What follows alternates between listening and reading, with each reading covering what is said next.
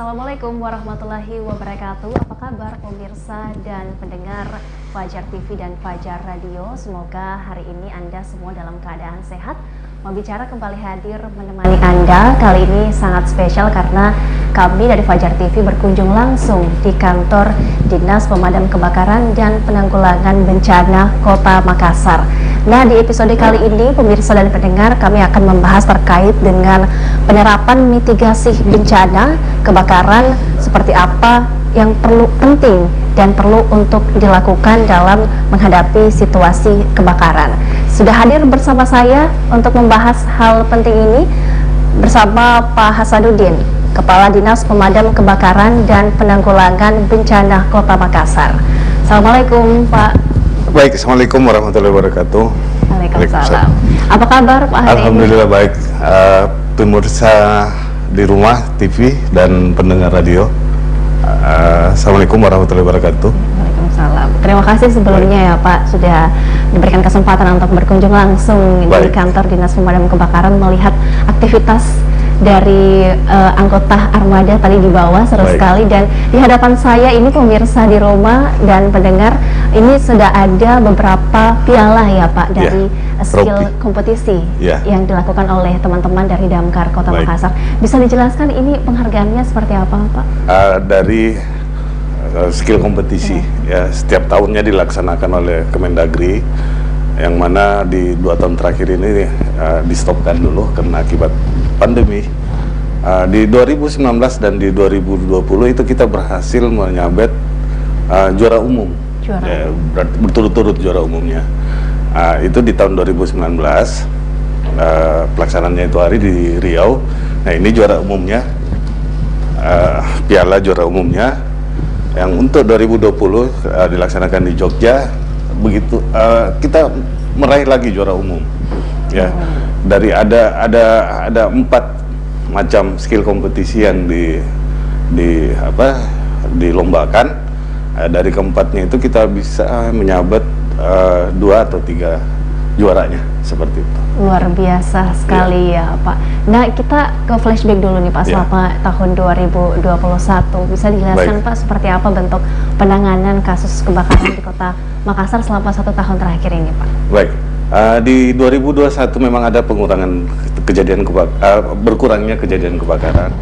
Itu memang akibat dari pandemi ya.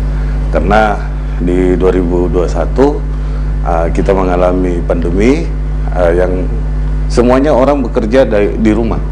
Ya, ada work from home, ada kuliah di rumah, ada sekolahan di rumah.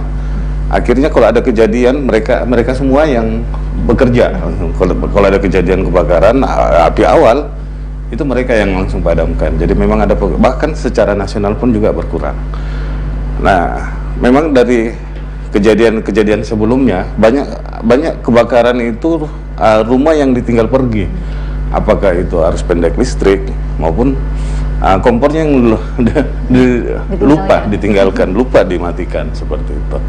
Jadi dari kasus tahun ini itu 140 kejadian. 140 kejadian dibanding dari tahun lalu itu 142, bahkan di tahun 2019-nya itu sekitar 304 kejadian. Jadi memang ada sangat jauh berkurangnya di tahun 2019 hingga 2020. Selama 2021 ini Pak, apa yang menjadi evaluasi dari Dinas Damkar Kota Makassar? Dari kejadian 2021 itu sekitar 75% itu akibat arus pendek listrik. Ya, jadi dari sekitar 70-an%, yang banyak itu kejadian di atas plafon. Ya, instalasi yang ada di atas plafon. Inilah disampaikan kepada pemirsa di rumah dan pendengar di radio. Kalau memang sudah 20 tahun instalasi yang ada di atas plafonnya, sebaiknya diganti lah. Diganti karena rentan ya. Karena ya namanya juga usia, umur. Bahkan di atas plafon kan kadang suhunya panas, kadang suhunya kelembapan di situ. Jadi kadang ada yang kabelnya retak, bahkan sudah karosi. Seperti itu. Jadi sebaiknya kalau sudah umur 20 tahun sebaiknya diganti lah. Dan tentu listrik juga perlu diperhatikan ya, arusnya seperti apa. Ya, seperti itulah, termasuk penumpukan di colokan, ya colokan. Kalau bisa cukup 3 lah. Ini kadang ada yang sudah fittingannya sudah 3, ditambah lagi bahkan sampai 6 atau lebih lah, 9 kadang seperti itu. Jadi mitigasi yang pertama perlu dilakukan adalah memperhatikan sekeliling kita seperti apa ya Pak. Termasuk kompor yang tidak ditinggal pergi. Ada beberapa juga kejadian yang kompor yang tinggal pergi, yang kelupaan, akhirnya menimbulkan panas di situ. Di sekitarnya kompor kan ada bahan yang mudah terbakar. Seperti plastik atau kain, seperti itu sangat rentan ya Pak. Nah, bahkan kompornya pun juga kan ada yang berbahan plastik, bahkan ada di sekitarnya ada bahan-bahan yang mudah terbakar seperti itu. Tadi di bawah saya melihat banyak sekali mobil damkar begitu. Mungkin bisa dijelaskan pemirsa alat-alat kelengkapan kita saat ini yang dimiliki oleh Dinas Damkar itu apa saja Pak? Baik. Jadi armada yang ada di Dinas Pemadam Kota Makassar itu yang ready itu 42. Ada 21 yang jaga di Mako Damkar ini, 21-nya itu tersebar di luar, di pos-pos luar. Di pos-pos luar itu ada 3 dan ada 4 unit.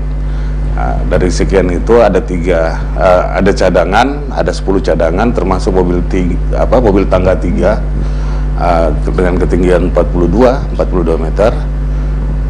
Bahkan kita memiliki water supply itu yang hingga